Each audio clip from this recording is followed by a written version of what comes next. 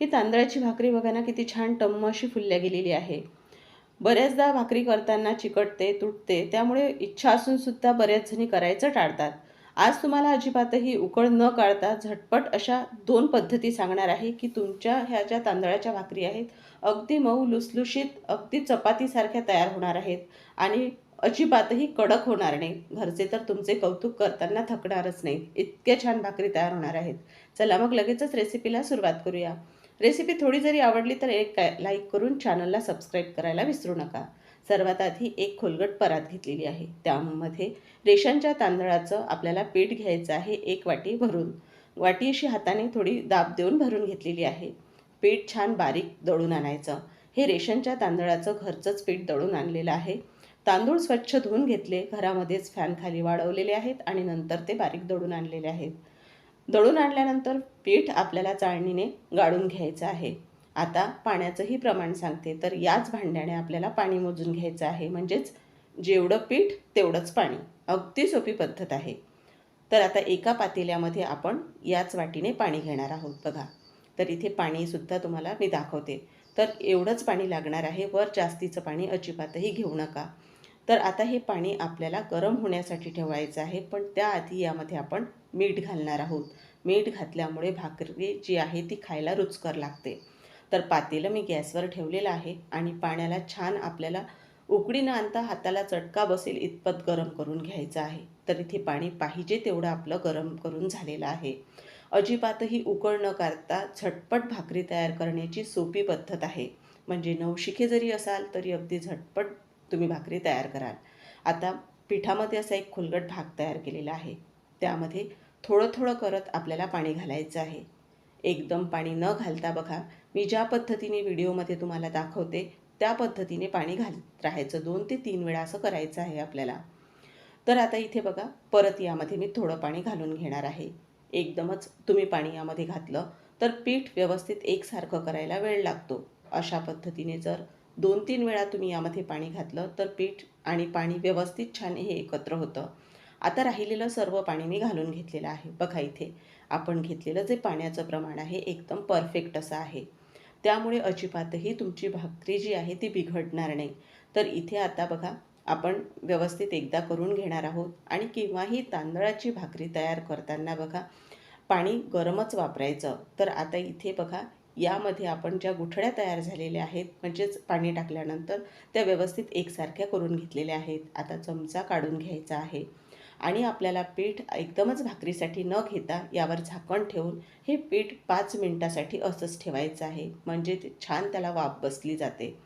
तर आता फार जास्त वेळ ठेवायचं नाही, फक्त 5 मिनिटं ठेवलेलं आहे. तर आता बघा, आपण काढून घेणार आहोत आणि पिठामध्ये छान चिकटावासुद्धा तयार होतो. तर आता बघा, इथे एका पातेल्यामध्ये पाणी घेतलेलं आहे आणि यामध्ये आपल्याला हात बुडवून घ्यायचा आहे. पण प्रमाणापेक्षा जास्त पाण्याचा वापर करायचा नाही. जर तुम्ही पहिल्यांदाच ही भाकरी करत असाल तर जास्त पाणी इथे आपल्याला वापरायचं नाही. फक्त हाताला चिकटू नये यासाठी पाण्याचा वापर आपण करत आहोत. कारण पिठामध्ये टाकलेलं जे पाणी आहे ते प्रमाण एकदम अचूक असं आहे. त्यामुळे जास्तीचं पाणी अजिबातही तुम्हाला वापरावं लागणार नाही. आणि भाकरी तयार करताना सर्वात महत्त्वाचं, जितकं छान पीठ मळून घ्याल तितकीच मऊ लुसलुशीत अशी भाकरी तयार होईल. तर किमान 5 मिनटं तरी छान पीठ मळून घ्यायचं आहे. आणि इथे बघू शकता, आपलं जे पीठ आहे ते छान मळून झालेलं आहे. आणि बघा, इथे बोटाने सुद्धा दाखवते तुम्हाला. आता आपल्याला या पिठामधली एक लाटी काढून घ्यायची आहे. जेवढी आपल्याला भाकरी थापायची आहे, तयार करायची आहे, तितकाच आपल्याला इथे गोळा काढून घ्यायचा. फक्त हलकासा हात मी पाण्याने ओला केलेला आहे आणि इथे गोळा काढून घेत आहे.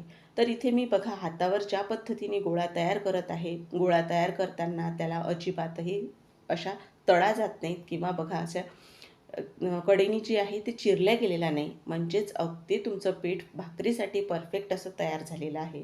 उरलेलं जे पीठ आहे ते झाकून ठेवायचं, उघडं न ठेवता असं झाकून ठेवलं की गरमच राहतं. आता बघा, भाकरी करायच्या अगदी सोप्या पद्धती सांगणार आहे. तर सुरुवातीची पद्धत बघा, इथे आपण एक पॉलिथिन घेतलेली आहे. गोल आकारामध्ये ती कट करून घेतलेली आहे. 2 भाग तिचे केलेले आहेत मी. तर आता आपण पोळपाटावरही पीठ घेऊन भाकरी लाटू शकतो.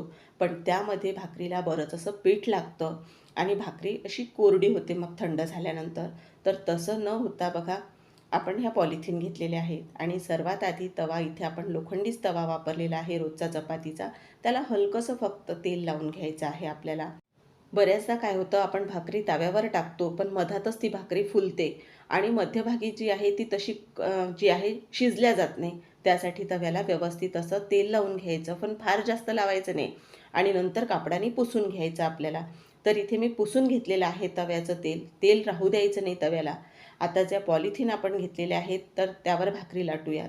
तर इथे वरून लावण्यासाठी मी पीठ घेतलेलं आहे तांदळाचं.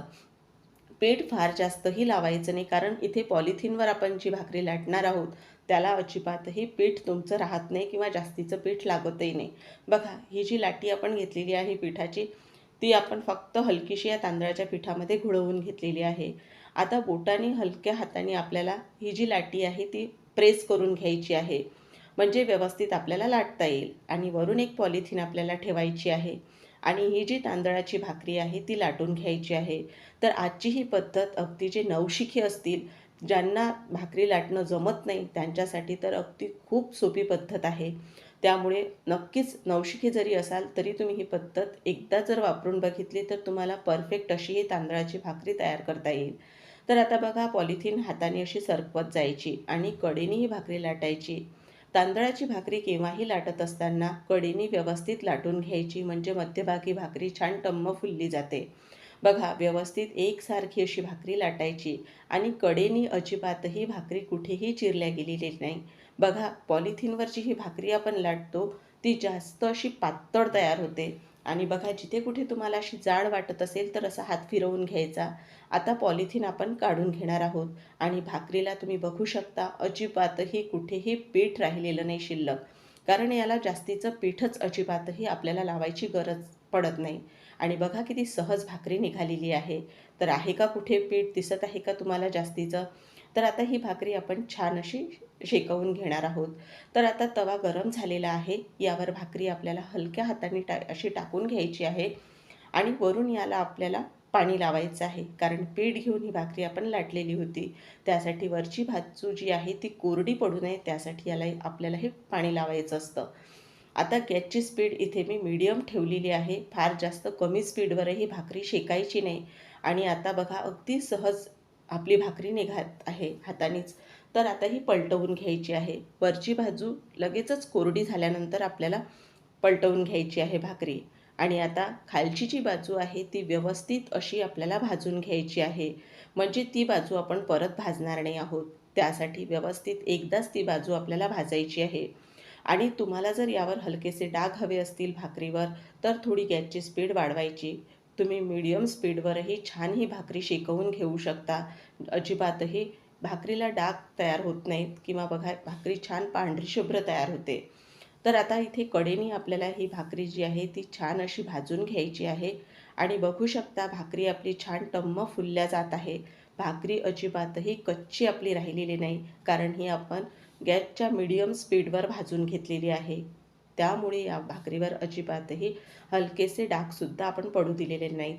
तर आता बघा, भाकरी आपण दुसऱ्या बाजूनेही दाखवते. बघा, छान अशी आपल्याला गॅसची स्पीड कमी ठेवून ही भाकरी जर भाजली तर आतपर्यंत छान भाकरी शिजली जाते. आणि बघू शकता, ही छान मऊ लुसलुशीत भाकरी आपली तांदळाची तयार झालेली आहे. आता दुसरी पद्धत सांगते. बऱ्याचदा पाण्यावरची भाकरी आपल्याला जमत नाही. तर आता या पॉलिथिनला आपल्याला पाणी लावून घ्यायचं आहे आणि हलकंसं तेलाचं पोट लावून घ्यायचं आहे, यावर फिरवून घ्यायचं आहे. फार जास्त तेलाचा वापर करायचा नाही, फक्त हलकं तेल लावलेलं आहे. आणि यावर ही लाठी ठेवायची आहे आणि हलक्या हाताने आपल्याला प्रेस करून घ्यायची आहे. आता यावर आपल्याला दुसरी पॉलिथिन ठेवायची आहे. त्याला अजिबातही मी पाणी किंवा तेल लावलेलं नाही. आता ही भाकरी आपल्याला लाटून घ्यायची आहे. तर इथे आपण नुसतं जर पाणी लावलं तर बऱ्याचदा काय होतं, भाकरी जी आहे आपली ती पॉलिथिनला चिकटू शकते. त्यासाठी त्याला हलकंसं फक्त तेलाचे 1-2 थेंब आपल्याला टाकून ते व्यवस्थित लावून घ्यायचे आहेत पॉलिथिनला. तर आता ही भाकरी बघा, अगदी पहिल्या भाकरीसारखीच आपल्याला कडेने अगदी व्यवस्थित लाटून घ्यायची आहे. आणि भाकरी लाटत असताना सर्व भाकरीवर एकसारखा असा दाब देत आपल्याला ही भाकरी पुढे सरकवत न्यायची आहे. म्हणजे भाकरी तर व्यवस्थित आकार घेते, पण अजिबातही पॉलिथिनला तुमची भाकरी चिकटत नाही. तर बघा आता इथे व्यवस्थित अशी एकसारखी ही भाकरी आपण लाटून घेतलेली आहे. तर इथे आता तुम्हाला काढूनही दाखवते. भाकरी अजिबातही कुठेही तुटलेली नाही किंवा चिकटलेली नाही. बघा इथे अगदी सहज पॉलिथिन वेगळी झालेली आहे आणि दुसऱ्या बाजूनेही तुम्हाला ही पॉलिथिन मी काढून दाखवते. पण त्याआधी आपण जी ही पाण्यावरची भाकरी करत आहोत, तर बघा दाखवते तुम्हाला आधी काढून. आणि आता आपण हात ओला केलेला आहे आणि या भाकरीवर आपल्याला बोटं उमटवून घ्यायचे आहेत बघा असे.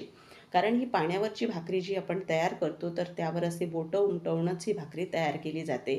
म्हणजे भाकरी तुमची अजूनही पातळ तयार होते. तर आता ही पद्धत वाटली आहे ना सोपी, तर नक्की या पद्धतीने तुम्हीही करून बघा. अगदी सहज भाकरी जमेल इतकी सोपी पद्धत आहे. आणि भाकरी बघा आपण अगदी पॉलिथिनवरून सहज काढून घेतलेली आहे. आता तवा गरम झालेला आहे. आता तव्याला अजिबातही तेल लावण्याची गरज नाही आपल्याला. सुरुवातीला फक्त तेल लावलेलं आहे आणि तेल आपण इथे कापडाने पुसून घेतलेलं आहे. आता ही पाण्यावरची जरी भाकरी असली तरीही यालाही हलकंसं पाणी मी लावून घेतलेलं आहे. तर आता वरची बाजू कोरडी झाल्यानंतर लगेचच आपल्याला पलटवून घ्यायची आहे. तर इथे सुद्धा मी गॅसची स्पीड भाकरी टाकताना मोठी ठेवलेली होती आणि नंतर मीडियम केलेली आहे.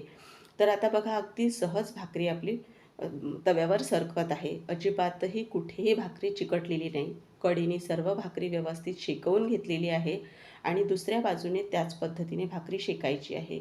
भाकरी इतकी पातळ आहे की तिला भाजायला जास्त वेळ लागत नाही. तर बघा आता ही भाकरीसुद्धा आपली छान टम्म फुलल्या गेलेली आहे आणि दुसरी भाकरीसुद्धा तयार झालेली आहे. अशाच आता राहिलेल्या ज्या भाकरी आहेत त्या आधी तयार करून घेते. तर इथे बघा आपल्या सर्व भाकरी तयार करून झालेल्या आहेत आणि आपण घेतलेल्या प्रमाणामध्ये आपल्या 5 भाकरी इथे तयार करून झालेल्या आहेत. आता इथे भाकरी आपली जी छान फुलल्या गेलेली होती, तर तिचा मी असा तुम्हाला पापुद्रासुद्धा काढून दाखवते. म्हणजे आपली भाकरी आतपर्यंत कशी छान शिजल्या गेलेली आहे ते सुद्धा तुमच्या लक्षात येईल. रंगावरून बऱ्याच जणींना असं वाटेल भाकरी कच्च्या आहेत की काय, पण भाकरी कमी स्पीडवर छान खमंग अशा भाजून घेतलेल्या आहेत. त्यामुळे त्या डागाळलेल्या झालेल्या नाहीत आणि बघू शकता आतपर्यंत याचा पापुद्रा निघत आहे. अगदी हाताने चुरगळून जरी बघितली तुम्ही भाकरी, तरीही कुठेही भाकरी तुटल्या गेलेली नाही. इतकी छान नरम, मऊ लुसलुशीत अशी भाकरी तयार झालेली आहे. तुमची ही भाकरी दिवसभरही अशीच नरम राहणार आहे. तर तुम्हाला आजची ही रेसिपी आवडली असेल तर एक लाईक करून चॅनललाही सबस्क्राईब करायला विसरू नका आणि तुम्हीही नक्की या दोन्ही पद्धतीने तांदळाच्या भाकरी नक्की एकदा करून बघा. पुन्हा लवकरच भेटूया. तोपर्यंत धन्यवाद.